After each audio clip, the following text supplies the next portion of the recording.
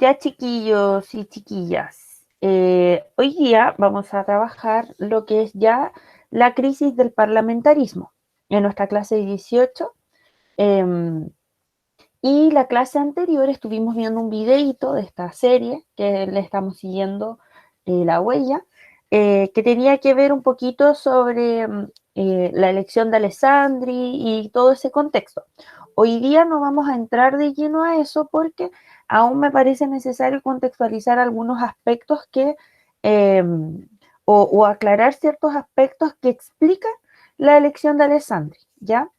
Entonces, y vamos a darle como un cierre a esto de la cuestión social, o sea, cierre entre comillas, eh, como a esta gran temática, ¿ya? Porque creo que hay un aspecto que de todas maneras no hemos dejado como del todo claros quizás.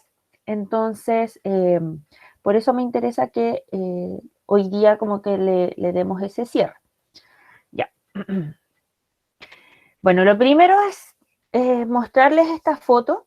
Una corresponde a un cité de los años de principios del siglo XX en Chile, y que es el de la izquierda. Es una foto que ustedes pueden ver siempre porque está en memoria chilena. Si se fijan, es una vivienda, o sea, es un lugar con muchas viviendas donde podemos observar a niños eh, que están como por diferentes partes. Vemos aquí ropa tendida, vemos que la construcción es de madera, al parecer no es como, bueno, supongo que esto es como de, no sé si de cemento, pero quizás de un material un poco más resistente. Aquí probablemente lavaban esa ropa, por eso está colgada. Aquí hay como una guaguita, aquí si se fijan hay una niña como con un bebé, y esto es de piedra, ¿ya? Así era la vida en el fondo de los CITES, donde la gracia era que probablemente todas esas puertas constituyen una casa diferente, eh, y eran casas muy pequeñas, donde confluían en el patio, como no habían, cada uno no tenía su propio espacio de recreación, tenían un espacio común donde coincidían todos, ¿ya? A la derecha vemos un sitio en la actualidad, fue el sitio donde encontraron un brote de COVID, y si se fijan, bueno, no pude encontrar una foto, y además por respeto también a las familias y a quienes habitan esos lugares, eh, me pareció inadecuado y morboso de repente mostrar una imagen más explícita del lugar, pero si se fijan es como que estuviéramos viendo este mismo lugar, pero desde arriba, es lo mismo, ¿ya? Eh, son, aquí vemos que hay diversas como viviendas y que hay un patio común donde algo que lo caracteriza es la ropa tendida, ¿ya? Eh, Lamentablemente, independiente de cuánto tiempo haya pasado, las formas de habitar de los más pobres continúan siendo las mismas, ¿ya? Eso es como una primera reflexión para que, por lo tanto, todo lo que veamos ahora en la clase eh, se entienda como no como un pasado inmóvil, como un pasado que ya, valga la redundancia, ya pasó, sino que lo veamos como de manera súper crítica, y lo más triste de todo quizás es que lo veamos como algo muy vigente, ¿ya? Que la cuestión social, si bien fue un concepto de principios del siglo XX, a fines del siglo XIX, principios del XX, lamentablemente hay muchos de esos aspectos que continúan hoy día súper vigentes. Quizás no para nosotros, pero sí para sectores aún más desprotegidos como podrían ser los inmigrantes, ¿ya?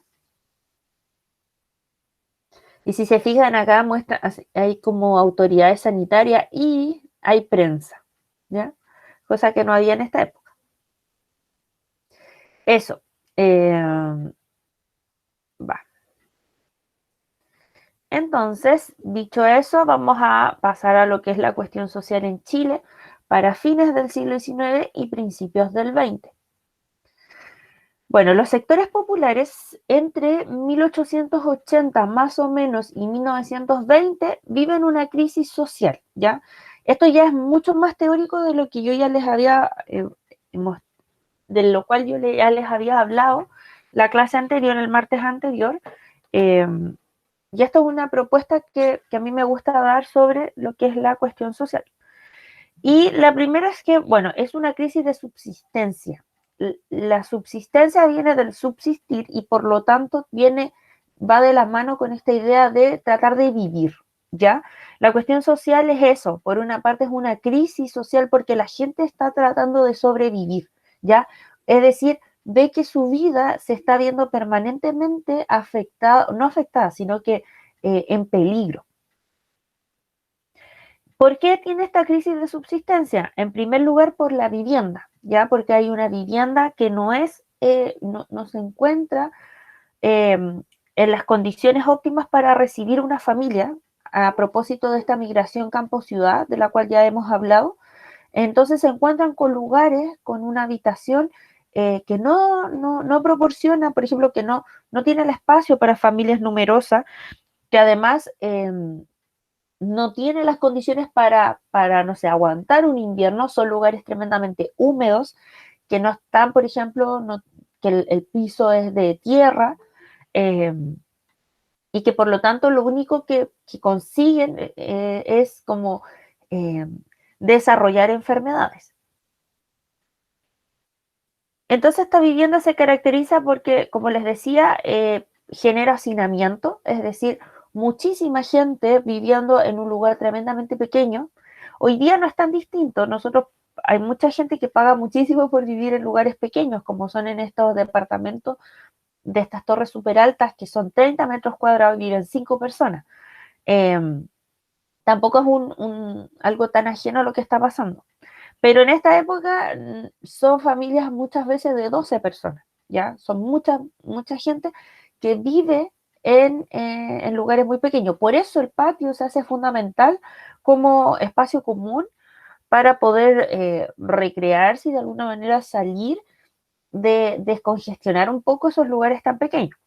Bueno, la vivienda también es el lugar, el foco de la enfermedad, ¿ya? Es donde eh, nos vamos a encontrar con desde simples resfríos hasta virus y pestes que van a ser mortales para la época. Así como hoy día lo está haciendo para ciertos sectores de la población mortales el COVID, en estos momentos la viruela, la peste, no la peste negra, no, ¿cómo se llama esto?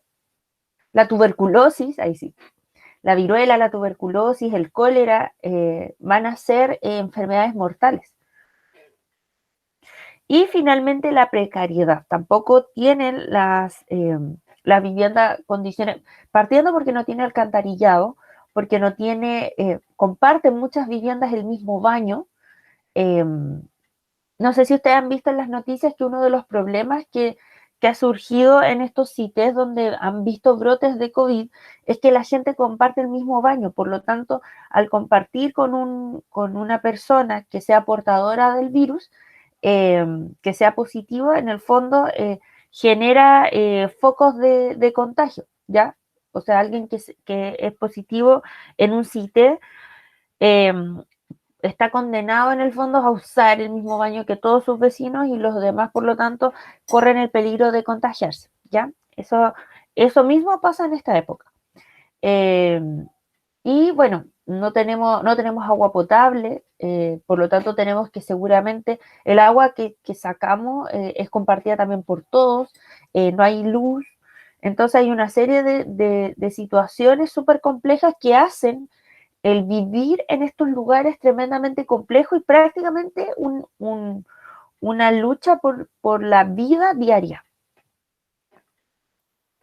Además, bueno, acá hay una imagen de cómo se vive en estos lugares. Yo lo encuentro, esto ya es más o menos 1930, una cosa así. Es una imagen súper clara que si se dan cuenta, estas diversas como puertas constituyen casas, ¿ya?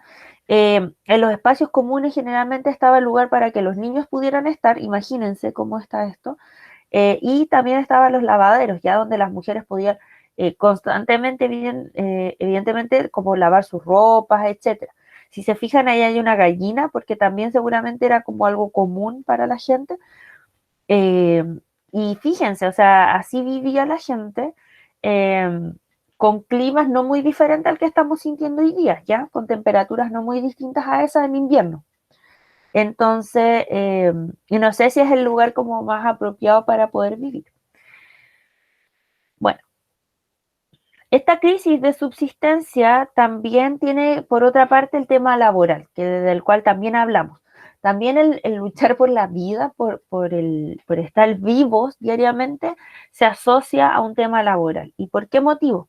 Porque resulta que el aspecto laboral se encontraba tremendamente desregulado, ya no había una legislación que pudiese decir eh, todo trabajador cuando entre a un nuevo empleo requiere un contrato de trabajo, requiere tener, no sé, eh, una hora de almuerzo, requiere tener una mayoría de edad o por lo tanto, si no la tiene, el permiso de sus padres. eh, Le vamos a pagar el sueldo mínimo de un trabajador cualquiera es este. No hay nada que regule nada, ¿ya? Está súper en el fondo a la buena relación y al buen trato que uno puede establecer con el empleador.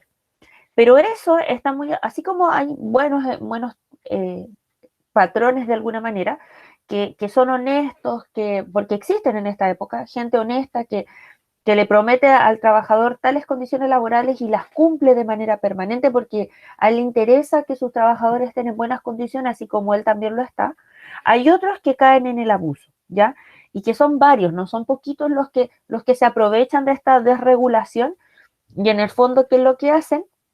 Eh, Extienden a 14 horas diarias jornadas laborales, donde prometen, por ejemplo, una cierta cantidad de dinero por horas trabajadas o por días trabajados, pero si el trabajador se enferma, no le pagan, o si el trabajador uno de esos días no pudo asistir por diversas razones, prefieren no pagarle y en el fondo decir, no, pues que tú no cumpliste, tendrías que haber trabajado los 30 días seguidos y no lo hiciste, por lo tanto, no te voy a pagar.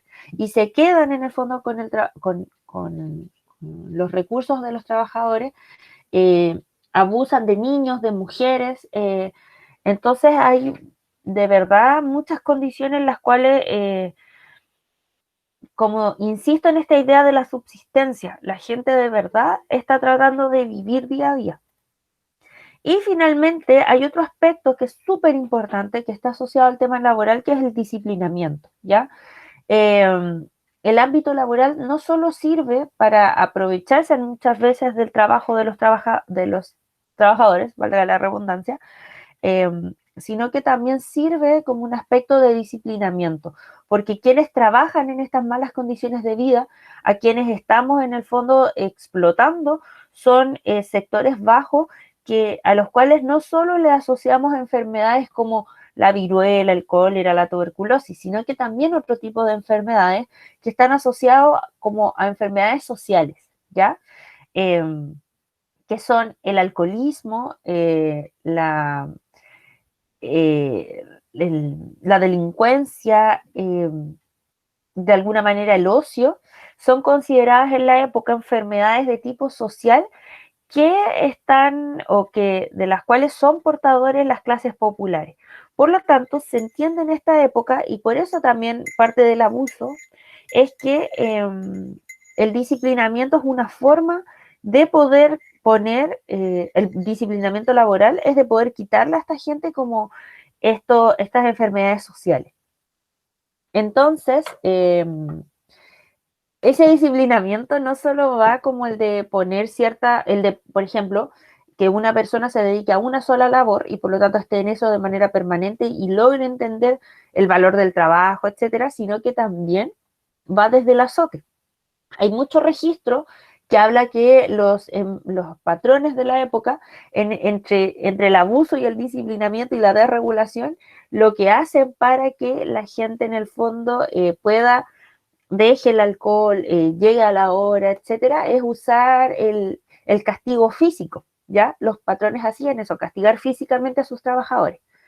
Eh, Porque frente a tanto como, porque si se fijan es una vida súper desoladora y de la cual no es solo una parte como pequeña de la población que vive en esto, sino que es mucha gente, mucha gente que está en esta crisis de subsistencia y si lo piensan para muchos, no es justificación en ningún caso, solo son antecedentes históricos. Pero para mucha gente una forma como de escapar de esta realidad era a través del alcohol.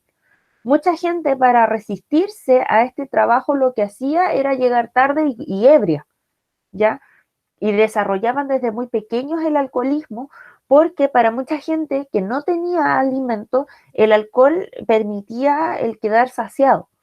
Entonces, o no tener esta sensación de hambre, lo generaba el alcohol. Por lo tanto, esto sale en archivo. Ustedes, si les interesa cómo indagar en este aspecto, hay una historiadora que se llama María Angélica Illanes, quien habla justamente de esto, quien dice, la gente siente tanta hambre en esta época que el alcohol es una manera desde muy pequeños para la gente como no sentirlo, así como la Paula Larenas nos recomendaba o le recomendaba a la gente que en la actualidad está con hambre, eh, tomar 3 litros de agua porque así vamos a dejar de sentir hambre. Bueno, en esta época se usa el alcohol, ¿ya? Y alcohol fuerte, o sea, no es la cerveza, el pisco sour, no, es aguardiente, ese tipo de alcohol. Destilados súper fuertes son los que toma la gente, entonces desarrollan tempranamente el alcoholismo y después muy complejo que lo dejen. Y el patrón, cómo actúa frente a esa realidad, les aplica castigo físico. Y esa es una forma de disciplinamiento, ¿ya? Y muchos de ellos también como sienten rabia frente a la realidad que están viviendo, muchos lo hacen a propósito dejan de trabajar o sienten tanta rabia que a propósito se ponen a dormir en medio de la jornada laboral y es ahí cuando se les aplica castigo físico. ¿Tienen alguna duda hasta acá, chiquillos, chiquillas? No, profe. ¿No? ¿Se entiende o no? Sí, profe. Sí. Ya. Bueno, bueno, aquí hay una imagen de trabajadores que se dedican se llaman cantores, si no me equivoco. No, no me acuerdo cómo se llaman, cantones, algo así. Bueno, pero en el fondo lo que se dedican es a picar como las piedras y esas piedras luego sirven, por ejemplo, como adoquines, ¿ya? Adoquines que sirven para pavimentar, entre comillas, las calles. Eh, si se fijan, bueno, son personas que están como con su ropa, probablemente esta es la ropa que usaban diariamente, con como elementos de seguridad. Algunas usan bufanda, sombreros comunes y corrientes. Algunos usan botas, si se fijan, pero otros usan solo zapatos. Entonces, camisa, no hay nada. O sea, ya que hay un niño y no hay ningún tipo de herramienta que pueda como brindarle seguridad a estas personas. Ayer yo veía las noticias y así como asemejándolo a lo que ya vivimos, vi como a una persona, un joven, lo estaban cercando, lo estaban aislando en el centro de Santiago porque había salido a trabajar, él tenía el permiso de su trabajo para poder ir a trabajar, eh, pero era positivo, ya tenía COVID. Entonces, por lo tanto, tenía que estar en cuarentena. Sin embargo, si se dan cuenta, es probable que ese joven, si tenía el permiso de su trabajo, era porque lo estaban quizás no obligando, pero sí él tenía la responsabilidad de ir o sentía la presión de ir a trabajar. Entonces, probablemente no es que se encuentre tan desprotegido como seguramente él tiene todos los implementos para poder desempeñar de manera segura su trabajo, pero no tiene lo más importante que es quizá un permiso o una licencia que le permita hoy día ausentarse de su trabajo debido a un virus que puede costarle la vida. Entonces, de manera muy distinta, la vida está siendo igual de desprotegida que en esta época. Bueno, entonces a todas estas situaciones que nosotros le llamamos la cuestión social, ¿ya? Y es en ese contexto que en el fondo desde lo político surge el parlamentarismo, ¿ya? El parlamentarismo lo vamos a entender, es este periodo político que va desde el 1891, que es la guerra civil, eh, hasta 1925, que es la elección, o sea, perdón, cuando se promulga la constitución de la mano de Arturo Alessandri Palma. ¿Y qué características, bueno, tiene el parlamentarismo? Lo primero es esta diferenciación que podemos hacer entre los trabajadores, entre los sectores populares y las oligarquías. Por oligarquías vamos a entender a este grupo social que tiene poder económico y poder político. Y ese poder económico está arraigado en la propiedad de grandes como terrenos agrícolas, agropecuarios, agrícola ganadero, de estas haciendas. Ya los oligarcas son dueños de haciendas, pero también tienen propiedades, por ejemplo, en las mineras. Tienen oficinas salitreras, por ejemplo, son dueños de oficinas salitreras, eh, o también van a tener como pequeñas empresas, pequeños almacenes en Valparaíso, ¿ya? Donde se está dando, por ejemplo, una pseudo industrialización. O van a tener, por ejemplo, acá en Santiago también una empresa, no sé, de alimentos. Entonces, esa es la oligarquía, porque hay que diferenciar entre la oligarquía y la aristocracia. La aristocracia es el grupo también de gente con mucho poder económico y también político, pero que es dueña de solo de haciendas. Está más bien asociada al campo. En cambio, la oligarquía tiene un poder económico mucho más amplio. No solo se dedica al campo, sino a otras como áreas económicas, ¿ya? Entonces, en esta época, para el parlamentarismo, la oligarquía va a ser quien va a gobernar el país. Y si se fijan, al comparar estas imágenes, lo que más llama la atención es que por una parte ya analizamos el vestuario de los trabajadores, eh, mientras que por otro lado ellos también son trabajadores políticos, pero si se fijan están con terno, ya están con frac. Algo que caracteriza a la oligarquía de esta época es que trata de asemejarse a las oligarquías francesas, ¿ya? En Francia se usa esta moda del sombrero de copa alta, estos frac, esta moda es francesa, la traen directamente desde allá. Y no sé si se acuerdan que nosotros hablamos que en los felices años 20 hay un boom de la moda. Nosotros trabajamos particular lo que era Coco Chanel, fue lo que vimos a principio de año, entonces cómo impacta esa moda en las mujeres, pero en los hombres evidentemente que también hay una influencia de la moda, y eso está asociado a esta forma de vestir, ¿ya? Y por lo tanto, la oligarquía chilena trata de simular una forma de muy a la francesa, ¿ya? Y miren, si se fijan como que usan unos pequeños bastoncitos, no sé si lo alcanzan a notar, eso totalmente a la francesa, ¿ya? Eh, entonces, bueno, lo que les decía, el parlamentarismo comienza con esta guerra civil de 1891, eso lo hablamos en la clase anterior, así que no me voy a detener en esto. Eh, Se dedica o en el fondo tiene ciertos vicios porque también yo les comenté que se caracteriza porque continúa con la constitución de 1833, pero lo que hace es reinterpretarla, ¿ya? Para que de alguna manera puedan sacar elementos que beneficien al Parlamento, ¿ya? Entonces se caracteriza como una de las principales características de este periodo es que hay un control político del Congreso. Por lo tanto, impacta en que el presidente tiene poco poder con respecto al Parlamento, porque el Parlamento trata de reinterpretar lo que dice la Constitución para poder sacar provecho de esa situación y poder tener más poder que el presidente. Imagínense cómo debe haber sido si era una constitución, la del 33, profundamente como centralista y autoritaria. Recuerden que refleja muy bien el pensamiento de Diego Portales. Eso lo vimos el año pasado. Eh, ¿Y de qué manera podían limitar el poder del presidente? Y esto es súper importante y es muy característico de la época. Y es algo que va a criticar profundamente Arturo Alessandri más adelante.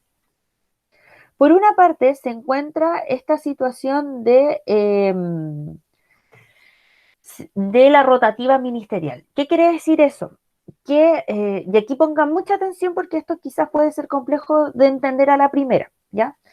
Eh, el Parlamento hay una forma que todavía existe, que tiene una forma de regular como el ejercicio o el desarrollo político de los presidentes, que es a través de los ministros, ¿ya? Recuerden que el ministro es aquella persona que se dedica a ejercer un área específica de lo que debiese ser el presidente. El presidente no puede estar en todas las materias y por lo tanto designa ministros que se encargan de materias específicas. El presidente Piñera tiene al ministro Mañalich, que se dedica al área de salud, a la ministra Santelice, que se dedica al área de la mujer, al ministro, ¿cómo se llama el ministro del Interior? Se me olvidó ya su apellido. Eh, ya, bueno, en fin, al ministro Briones, que se dedica al área de economía, etcétera.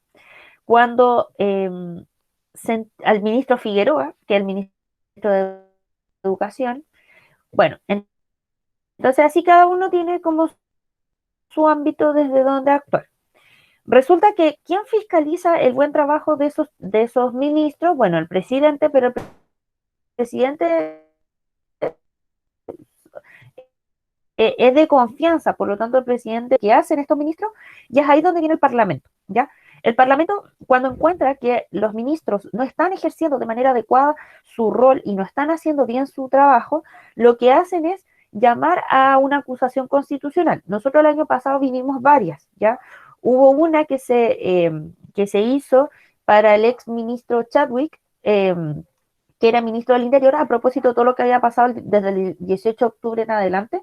El Parlamento lo cita y en el fondo lo acusa de llevar una muy mala gestión de su labor, ¿ya? Entonces, pueden ser por diversas materias, se han hecho con los ministros de Educación, con la ministra, ay, ¿cómo se llamaba esta señora? La antigua ministra de Educación, no me acuerdo, ya se me olvidó su apellido. La ministra Cubillos, la ex ministra Cubillos, también fue acusada constitucionalmente porque se decía que su labor como que estaba en contra de lo que decía la Constitución, ¿ya? Entonces los diputados y senadores lo que hacen es citar al ministro y decirle, oiga, usted no está haciendo bien su pega, y lo declaran culpable y por lo tanto que tiene todas las condiciones para abandonar el cargo, ¿ya? Los únicos que pueden remover en el fondo a un ministro de su cargo es el presidente y el parlamento. Por lo tanto, en esta época, cada 2 semanas más o menos, estaban llamando a los ministros de cada presidente para acusarlos de que estaban en contra de lo que decía la Constitución.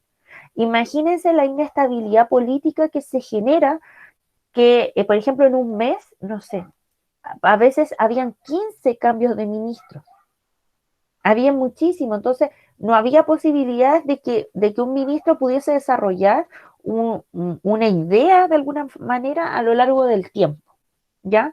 Entonces, esa era una forma de restarle poder al presidente, porque de esa forma no podía el presidente como desarrollar bien su gestión. ¿Se entiende lo de rotativa ministerial o no? Sí, Miss. Esta es una práctica que se llevó a cabo hasta el gobierno de Salvador Allende, ¿ya? Si bien la Constitución del 25 trata de regular, después se hace habitual hacer lo mismo. Esta rotativa ministerial es un peligro de alguna manera que tienen y que, por ejemplo, en la época de Salvador Allende también fue súper inestable ese gobierno desde esta lógica, donde pasaban un ministro tras otro, ¿ya? Luego con la Constitución del 80 se ha regulado mejor y hoy día eh, vemos que, por ejemplo, la ministra Cubillos pasó por acusación constitucional, pero no la declararon culpable y por lo tanto no pasó, no tuvo que ser removida del cargo, ¿ya? Por ejemplo, en la actual situación, si estuviéramos en esta época, la actual situación del COVID, si viviéramos desde el parlamentarismo, hoy día todos los ministros del presidente Sebastián Piñera estarían bajo acusación constitucional. Por suerte no vivimos en esta época porque si no sería de muchísima inestabilidad. Ya, la otra es las interpelaciones y que está asociado a esto, ya que en el fondo es como acusar constitucionalmente a alguna figura política y decirle que no está ejerciendo bien su cargo, ¿ya? Eh, esto lo hace el Parlamento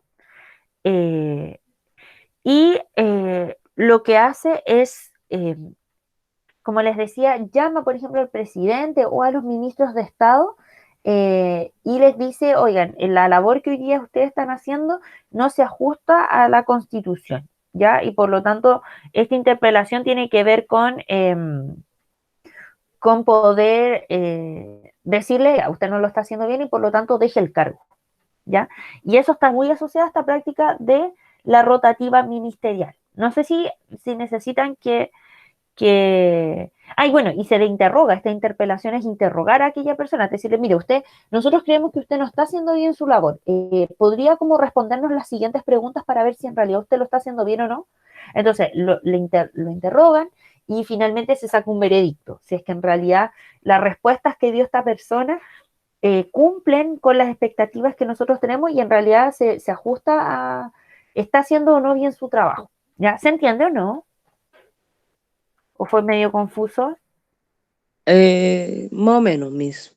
Sí, ya. Sí, igual como que mucha idea junta, fue como una bomba y Sí, esto es súper importante y por lo tanto tienen que estar ahí bien atentos. Miren, ya, de nuevo, la interpelación se relaciona con la rotativa ministerial. La interpelación es cuando se cita a los ministros o incluso al presidente, lo cita al Parlamento para interrogarlo sobre su gestión en ciertas materias. ¿Ya? Por ejemplo, se cita a la ministra de Educación para interrogarla sobre cómo ha desarrollado su labor en el Ministerio de Educación, porque de antemano se entiende que hay cosas que ha hecho que son inconstitucional, es decir, que van en contra de la Constitución. Y recuerden que la Constitución es lo más importante en un país, ¿ya? Es lo más importante. Nadie puede ir en contra de la Constitución. Entonces se les llama, se les interroga y luego de eso el Parlamento saca un veredicto. Y en el fondo el veredicto es si es que el ministro o ministra está o no llevando adelante una gestión, una labor inconstitucional. Si se considera que es inconstitucional, se le llama o en esta época, si no me equivoco, se declara en el fondo que no está cumpliendo bien su labor y por lo tanto que salga del cargo. ¿Y eso qué provoca? Rotativa ministerial, porque a todos los ministros se les hace lo mismo. Se les llama, se les interpela y se les declara en el fondo como culpables, por así decirlo, o que en el fondo no están ejerciendo bien su labor y por lo tanto que tienen que dejar el cargo. Y eso se hace semana tras semana. Por lo tanto, eso es lo que es la interpelación, lo que provoca la rotativa ministerial. ¿Se entiende ahora o no? sí, Miss. Sí. Sí, Aparte es del como Alejandro. ¿Mm? la interpelación es como hacer una prueba oral, más o menos. Claro, sí, justamente. Y si ustedes reprobaran, yo les diría así como, ya, usted pierde la calidad de estudiante y se va de este colegio. Ah, ya, Eso listo. sería, sí. O, por ejemplo, en una directiva de curso, es como que constantemente nosotros estemos como llamando al tesorero, a la secretaria, al presidente, y diciéndole, oye, ¿sabéis qué? Parece que tú no sacas bien las cuentas. ¿Podéis mostrarnos como tu balance del mes? Así como cuánta plata ha entrado y cuántas ha salido.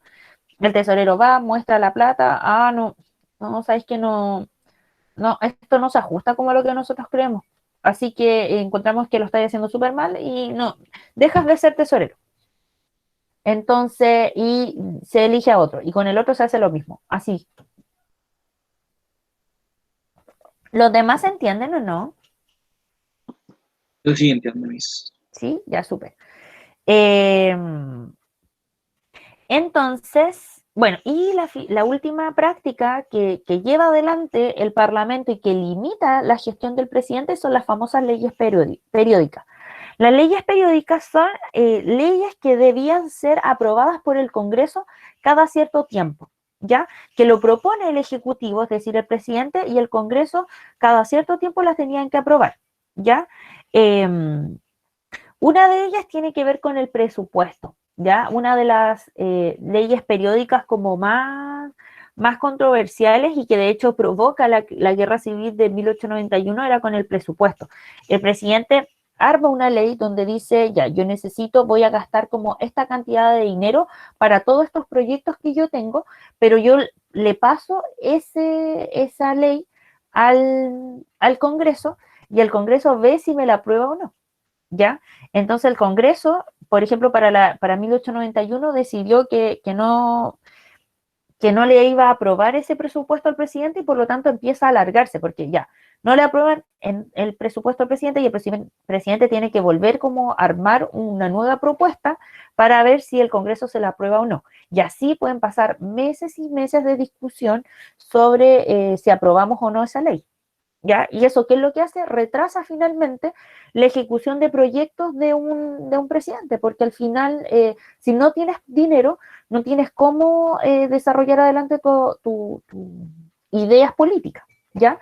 Entonces, esa es una de las limitantes.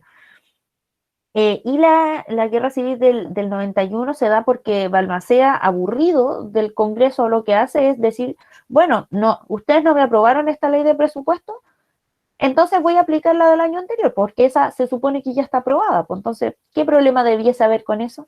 Y ahí es cuando el Parlamento dice, chuta, ya se tiró este gallo, así que no, ya bueno. ¿Ya? Entonces es como las problemáticas que hay en esta época.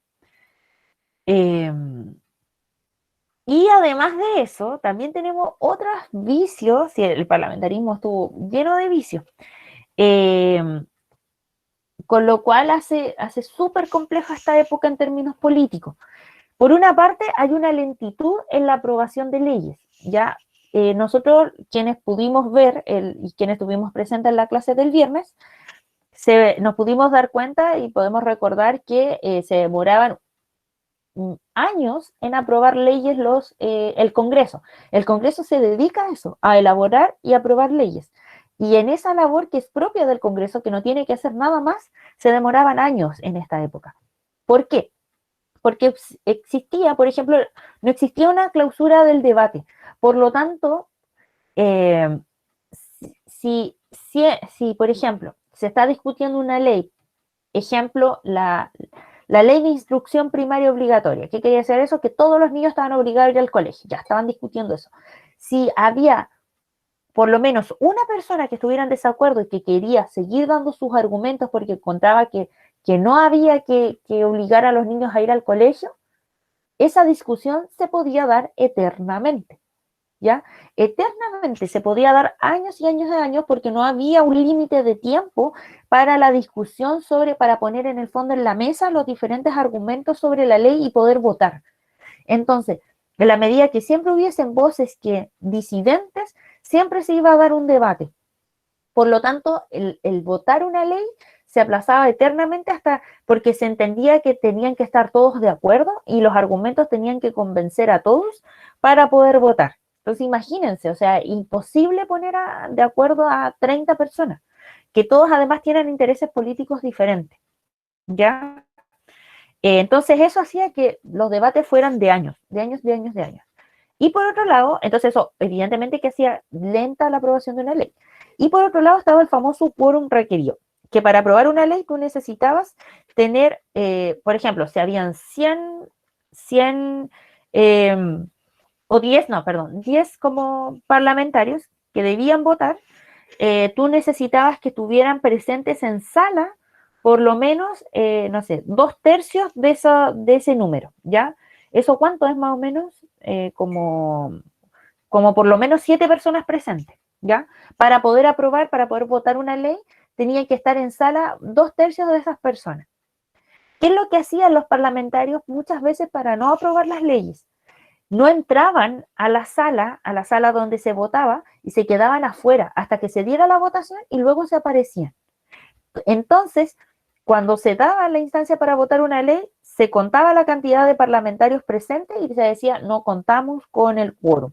Por lo tanto, no se puede votar esta ley. Y así pasaban años, insisto, años en que las leyes no eran aprobadas.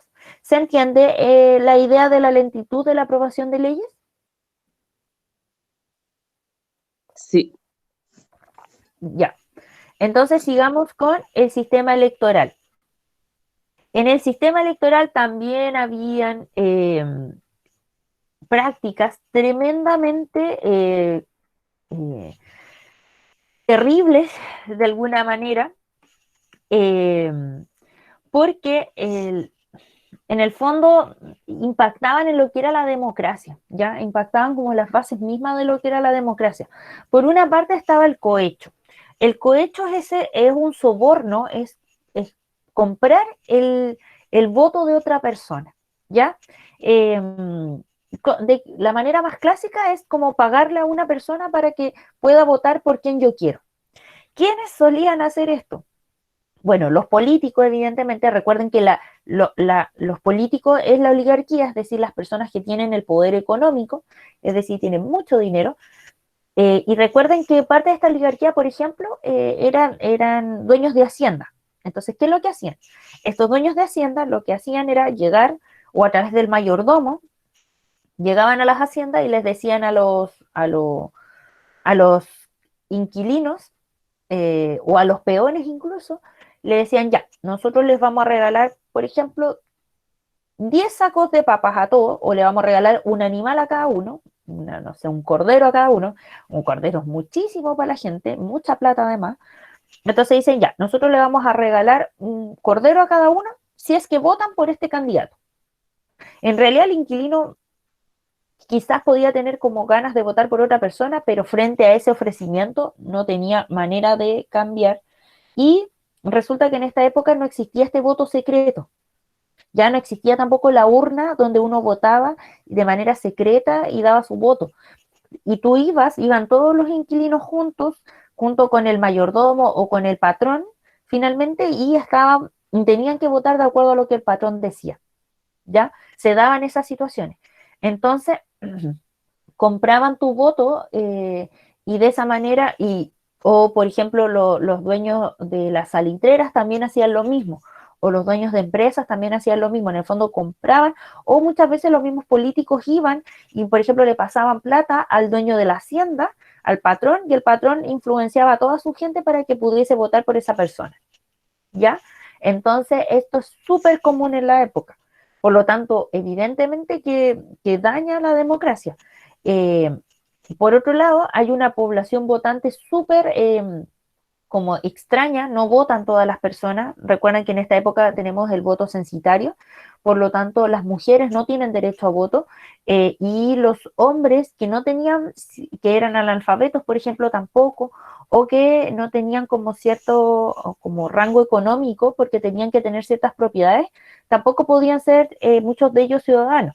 Sin embargo, ahí entraba como el hacendado, el patrón del fondo, y en el fondo los hacía pasar como dueños de ciertas tierras y por lo tanto pasaban a ser ciudadanos muchos de ellos. Y por otro lado estaba el fraude, ya que como no existía el voto secreto, muchos votos o se perdían, o imagínense en esta época, o sea, ir a votar al campo, o sea, nadie estaba regulando eso, así que era probable que aparecían votos falsos o se perdían otros, etcétera, en favor de ciertos candidatos. Yo creo que es difícil dimensionar, por ejemplo, la elección quizás de un presidente o de ciertos cargos políticos, eh, sin estas prácticas. O sea, realmente no podemos dimensionar qué tan fidedigna era la elección de ciertos presidentes con estas prácticas de detrás. Ya no sabemos qué tan democrática fue la elección de ciertos, eso, como de ciertos presidentes, de ciertos diputados y senadores, con estas prácticas, como que no podríamos dimensionarlos, probablemente muy poco democrática. ¿Tienen alguna duda hasta acá, chiquillos, chiquillas?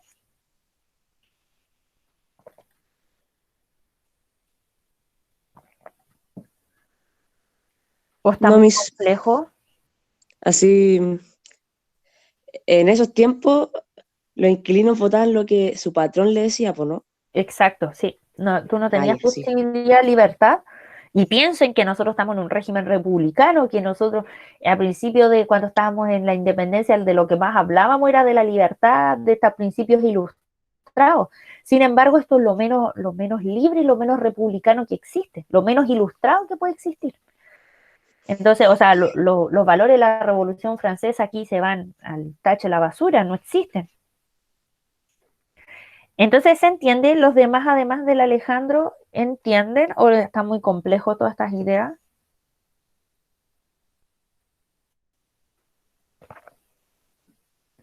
Chiquillos, chiquillas, ¿están?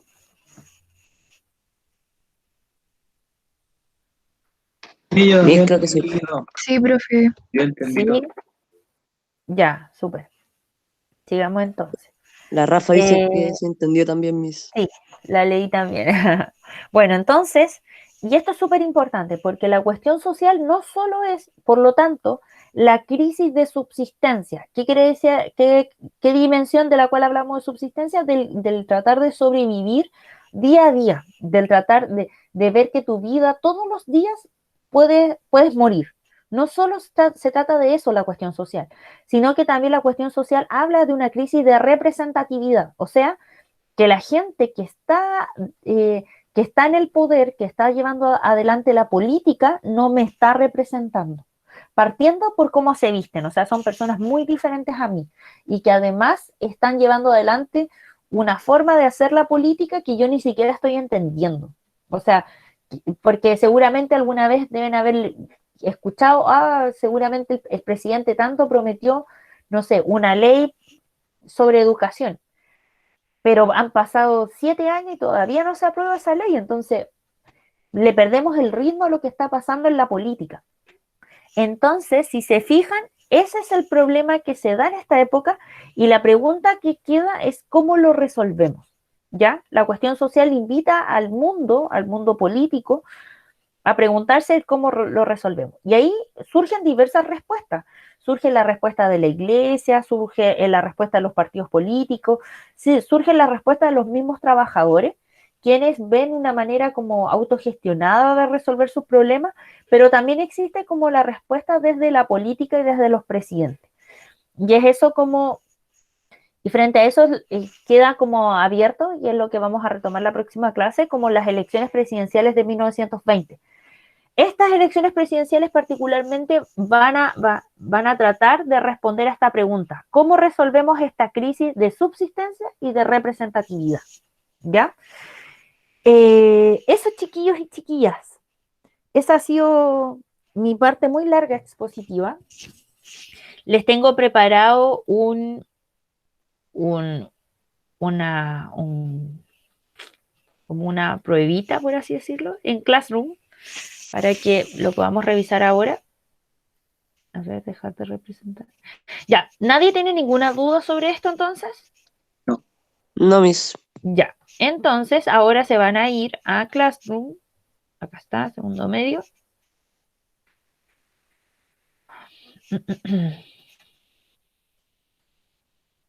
Va, que soy pava. Dejé de proyectar.